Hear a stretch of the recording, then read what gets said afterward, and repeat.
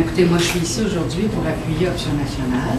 Vous savez que je suis devenue indépendante en même temps que Jean-Martin Moussan il y a un peu plus d'1 an et que je suis membre d'Option nationale. Et c'est pour une raison très simple. C'est que c'est le seul parti qui a une démarche claire, franche, directe à l'égard de la souveraineté. Ce que j'aime beaucoup dans le discours de Jean-Martin, c'est qu'au lieu de dire on fera la souveraineté au moment jugé opportun, il dit le moment opportun, c'est maintenant. Et il explique pourquoi.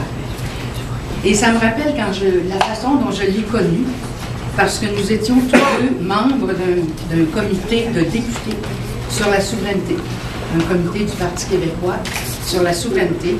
Et Jean-Martin défendait cette idée du rapport d'impôt unique en nous montrant des chiffres, assez incroyables, où on allait sauver entre 500 et 800 millions de dollars par année. Ça, c'est la souveraineté à option, à la saveur d'Option nationale, et c'est ce en quoi je crois. Les gens veulent qu'on leur donne des arguments. Ils ne veulent pas se faire dire peut-être un jour.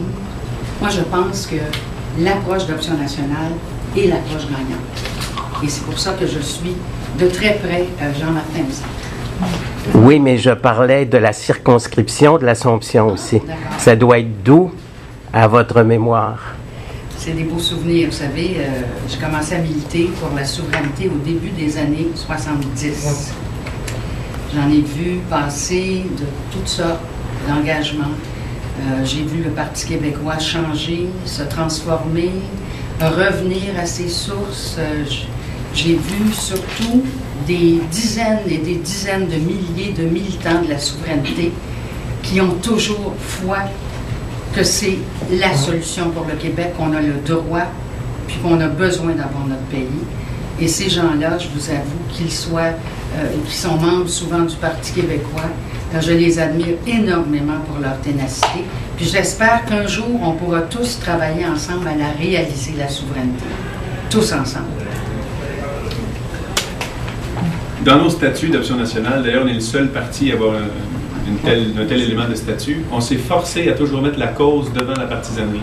Et ce que ça dit précisément, c'est que si un parti, quel qu'il soit, dit plus ou moins la même chose que nous, a le même message que nous, on va vouloir collaborer, vouloir fusionner pour qu'à un même message, il y ait un seul véhicule, pour des raisons d'efficacité, évidemment.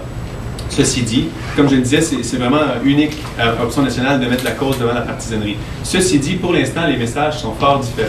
Comme je l'ai souvent exprimé, le PLQ et la CAQ, c'est des options pour le non. Le PQ et Québec solidaire, selon moi, c'est des options pour le peut-être en ce moment. Parce que le PQ dit si le moment est opportun, un jour on verra. Et Québec solidaire dit on va en discuter dans une constituante, quelle que soit la conclusion. Ça pourrait très bien mener vers un renouvellement du fédéralisme, la constituante de Québec solidaire. Et quant à moi, le renouvellement du fédéralisme, c'est futile de tenter d'améliorer les aptitudes de notre peuple à bien nous gérer.